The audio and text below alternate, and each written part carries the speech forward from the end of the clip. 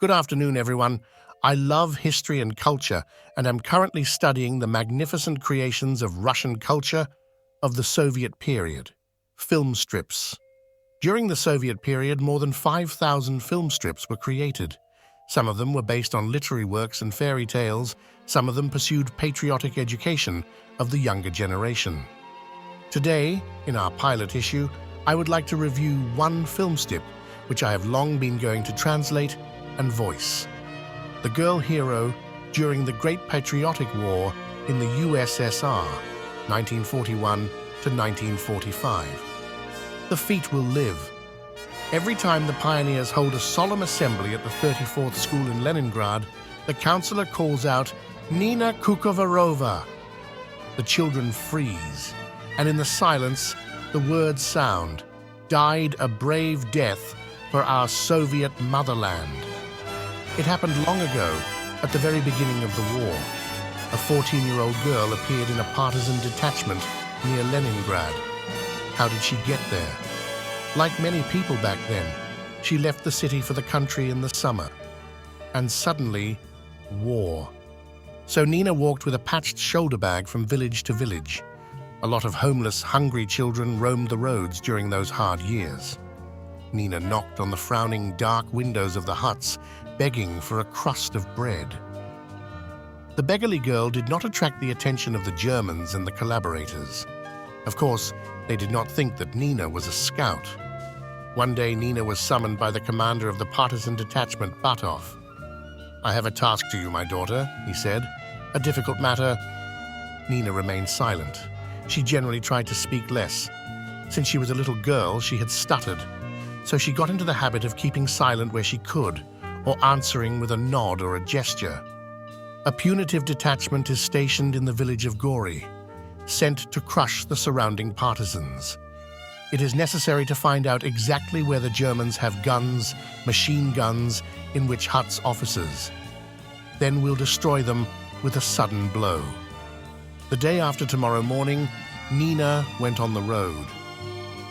To the village of Gori was 15 kilometers. Nina walked and walked, warily looking around. One can think of many things when walking on a deserted, snowy plain. She remembered her father. Here they are at the skating rink. Nina is still very small. Her skates go apart. She flops painfully. "Don't be afraid, Nina," father laughs. There is no father, Nina thinks. The Nazis killed him. I wish I knew where the grave of the artillery soldier Kukoverova was. And is there a grave? And mother? What is she doing now? She probably got up early, fussing. She has to get food. Alyosha and Valya are small, but they eat like big ones. And where to get bread and potatoes when the Germans have cleaned up everything? Nina had already walked 10 kilometers. It's time to rest. She took some breadcrumbs out of her bag and crunched them. They say you can't find breadcrumbs in Leningrad. They eat glue, chew old shoes. She hurriedly finished the breadcrumbs and went on. Soon she saw 2 German soldiers coming. Nina tried hard not to speed up or slow down her steps. One of the soldiers stopped her. "Where to Geist du Medden?" Nina explained, as she had done many times before. She was going to her aunt's house and named the village nearby. She tried to keep her voice down. "Or I'll start stuttering. They will think from fear." The soldier said, "Gut, go on to your auntie." Well, this time it didn't happen. Soon Gori appeared. The village stood on a hill. Nina lurked in the shrubbery watching. There was a sentry near one house. Officers came here from time to time. At the porch, 2 cars, motorcycles. Perhaps this is the headquarters, decided Nina. Not far from the headquarters is a large barn. There's a sentry near it too, and people are bustling about. But what is in this shed? It is impossible to understand. I'll go around the village, Nina thought. I'll see where... She began to sneak through the shrubbery. Suddenly she stopped. Dog. A huge, scary dog. Nina had always been afraid of dogs, and now, at this very moment. "Well," Nina prayed in her heart, "well, doggy, don't just stand there, go for a walk." But the dog didn't leave. Nina took off the bag under the uninterrupted gaze of the dog, untied it. I wish I had a piece of meat. But there were only bread crusts in the bag. Nina threw one down. The dog sniffed at it, but wouldn't eat it. And again, they stood motionless. I'll count to 5 and go, Nina decided. Slowly, she began to count.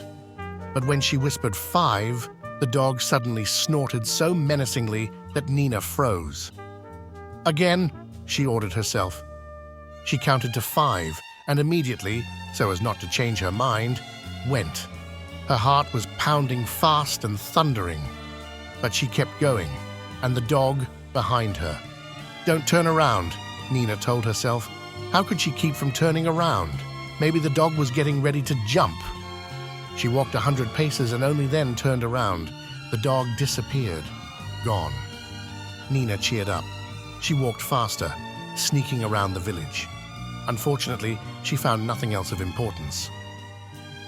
I'll go to the village itself, she decided. Will they stop me? So what? I'm begging. That's the whole story, but I'll see everything. Slowly the girl walked through the village. She noticed everything with her eyes. Wow, there's a mortar by the headquarters, and in this house probably live officers. There are 3 of them. A soldier is plucking a chicken by the barn. Nina knocked on the neighboring hut in order to stay here and look around.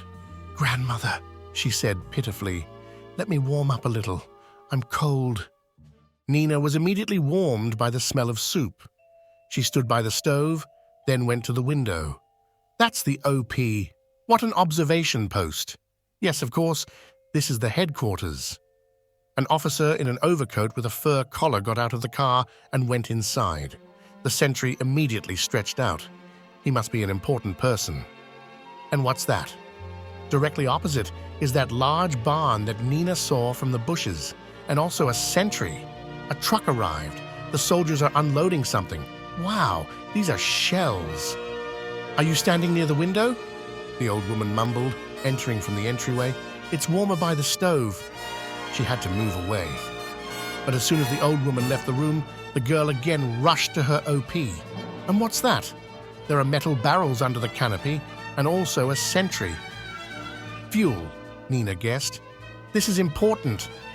She left the village, tried not to rush, and walked along the road. And when the gory disappeared around the bend, she quickened her pace. Now faster! Quickly to Batov! By evening, she was already in the detachment. Batov asked questions in detail meticulously. He rubbed his chin and repeated, "Good job, daughter." At night, Nina was woken up. In the darkness, the detachment gathered silently. They walked on foot. Only 2 sleds, with machine guns. When there was only a kilometer left to the Gori, Batov called his 2 assistants and briefly ordered something in a whisper. The detachment split into 3 groups. Nina was ordered by Commander Batov to be near him. Through the forest, they came to the very top of the hill. Lay down. It was quiet. Dark. Only on the hill in one house windows glowed. Headquarters, whispered Nina. Batov nodded. In silence passed a few more minutes. What is he waiting for? Nina was worried. What if the dogs bark? But Batov was still lying immovably in the snow. A machine gunner was crouched next to him. And suddenly there was an explosion and suddenly burst into flames. It seemed especially bright in the night. Barrels, gasoline. Nina's mind flashed. And immediately grenade bursts rumbled. A machine gun poured dully. The Germans, half-dressed, jumped out of the houses, ran somewhere and immediately fell, cut down by machine gun jets. Tak! Tak! Nina whispered excitedly. This is for my father, for Leningrad, for my school. Batov and the partisans rushed to the village. An hour later, the operation was successfully completed. We've told you about one of the combat feats of the legendary pioneer girl, brave scout Nina Kukoverova. Many more times she went scouting, but one day she left and didn't return. A traitor exposed her to the enemies. Nina died, but her memory lives on. The end. Thank you for listening to this story. This was a pilot issue, and most likely I will make more 5. 10 parts on Russian film strips of the Soviet period. Let me know what you think, and if you found it interesting, have a peaceful sky.